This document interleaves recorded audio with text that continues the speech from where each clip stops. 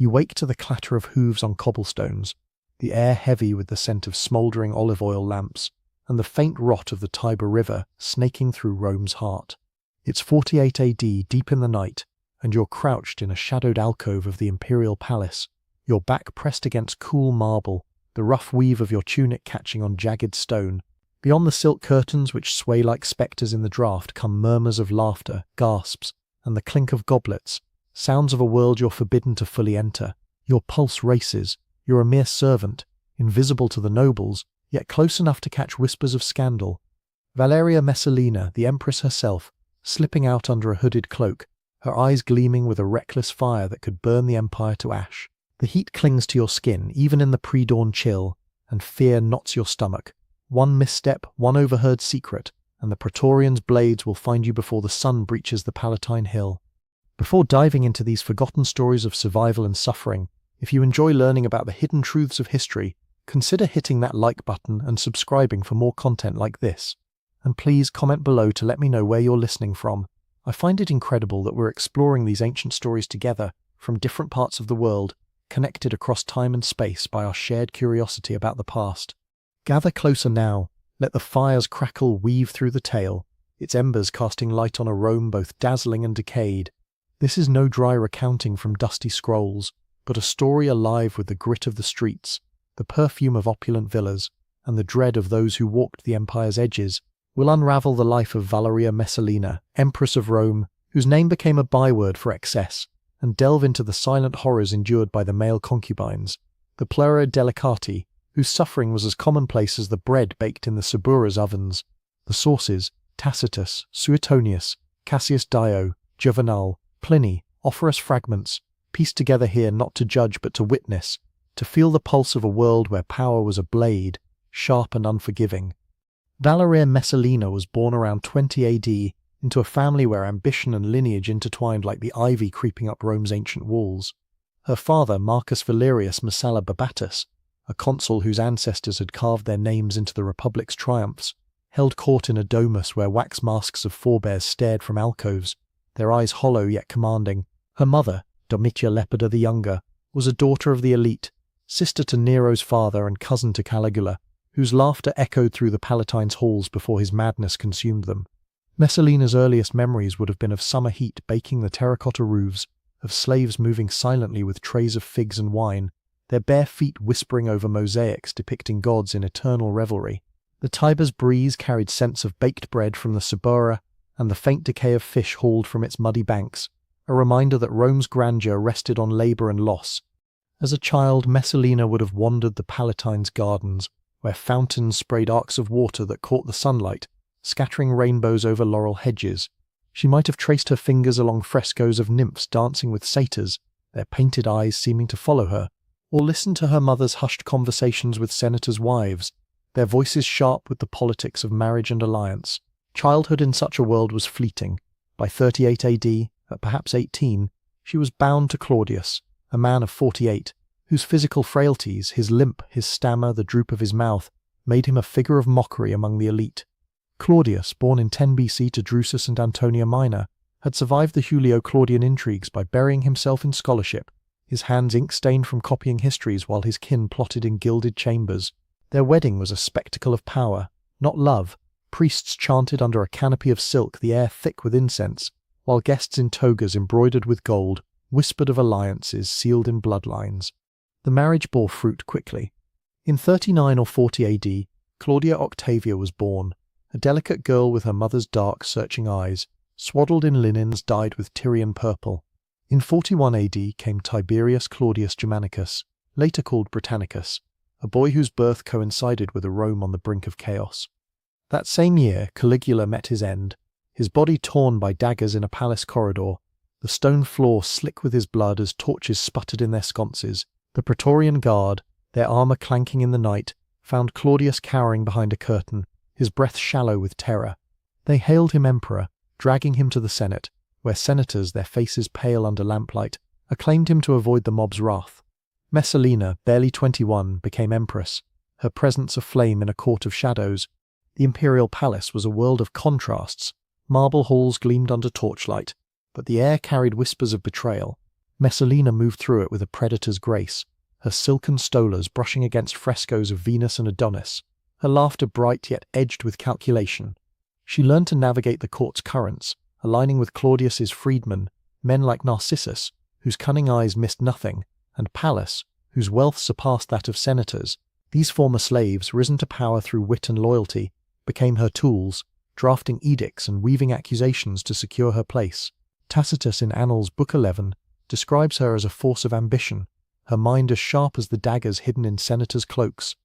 In 42 AD, her gaze fell on Appius Junius Silanus, a senator of noble birth whom she'd arranged to wed her mother, Domitia Lepida.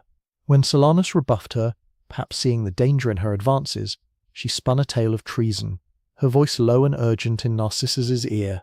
Tacitus recounts the scene. Claudius, roused from sleep by the freedman's whispers, his face ashen in the flickering light of a single lamp, ordering Silanus's execution without trial.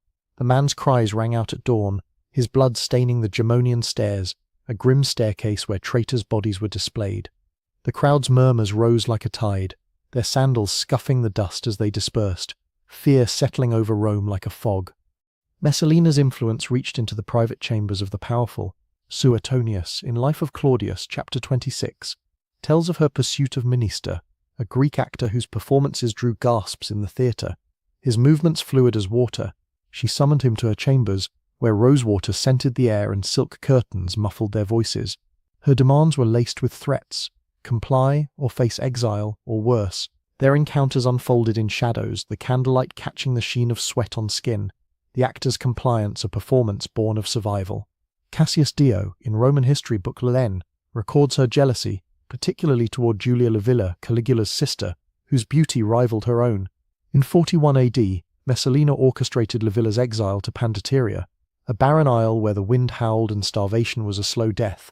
Livilla's letters, smuggled by loyal slaves, spoke of hunger and cold, her once lustrous hair matted, her body wasting under the relentless sun. The tales of Messalina's appetites burn brightest in Rome's memory, though their truth is tangled in satire and slander. Juvenal in Satire 6, lines 114-30, describes her nocturnal escapes to the Subura, Rome's underbelly, where alleys reeked of spilled ale and unwashed bodies. Disguised as Lysiska, a common prostitute, she worked in brothels where straw pallets scratched skin and oil lamps smoked. Her cloak concealed imperial rings, but her eyes betrayed a hunger no coin could sate. She returned at dawn, coal-smudged, her limbs heavy, yet Juvenal claimed she was unfulfilled, her purse jingling with the night's earnings. Pliny the Elder, in Natural History Book 10, chapter 83, elevates this to legend. In 48 AD she challenged Scylla, a prostitute famed for her stamina, to a contest of endurance, who could bed more men in a single day and night. Messalina, the tale goes, claimed victory with 25 lovers, her body aching, her breath ragged, as cheers echoed outside, the crowd unaware their empress was the victor.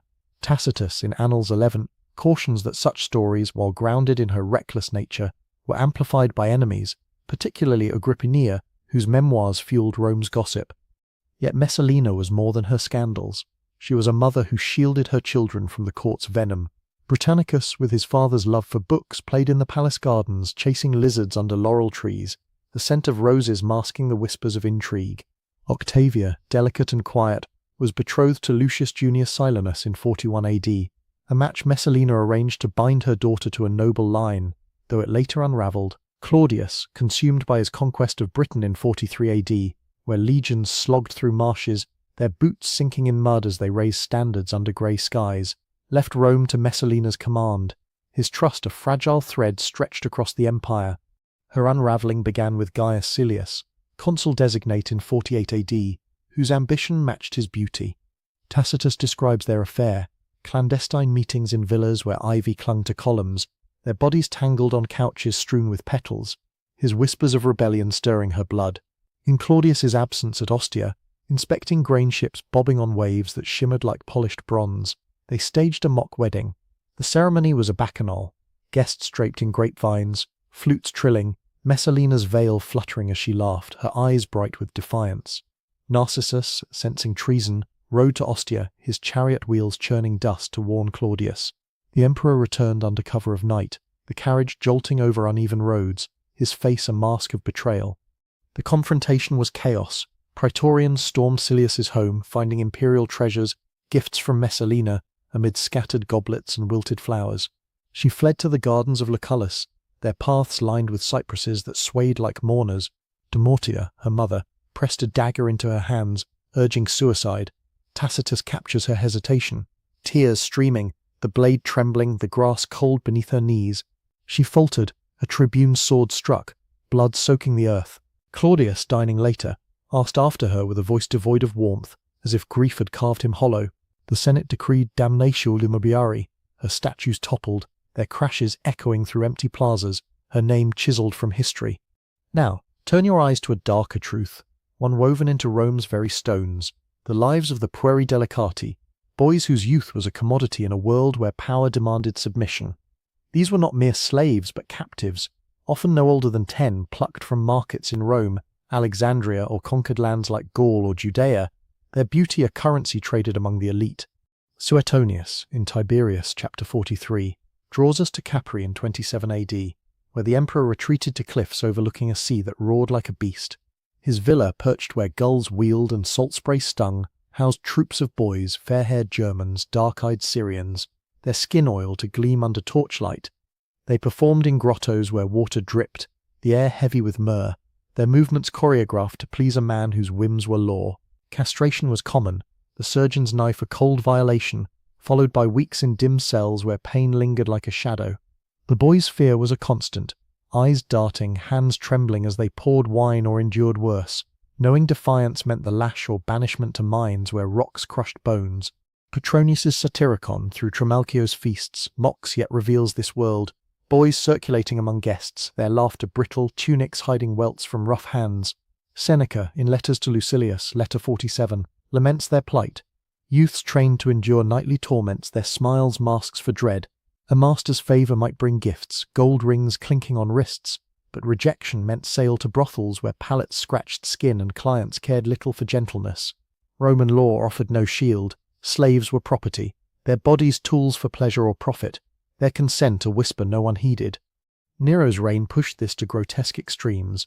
In 67 AD, Suetonius writes in Nero chapter 28, he fixated on Sporus, a boy whose likeness to Poppaea haunted him, castrated in a ceremony where blades glinted and blood stained the floor.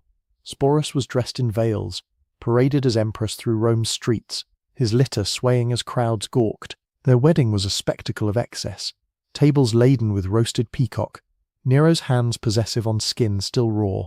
Sporus endured public kisses in the Forum, the sun relentless, until Nero's fall in 68 AD left him to Vitellius and others, his suicide a final act of defiance against shame. Martial's epigrams, Book 9, speak of Eulerinos, Domitian's favourite in the 80s AD, a boy whose castration mocked the emperor's own ban of 82 AD.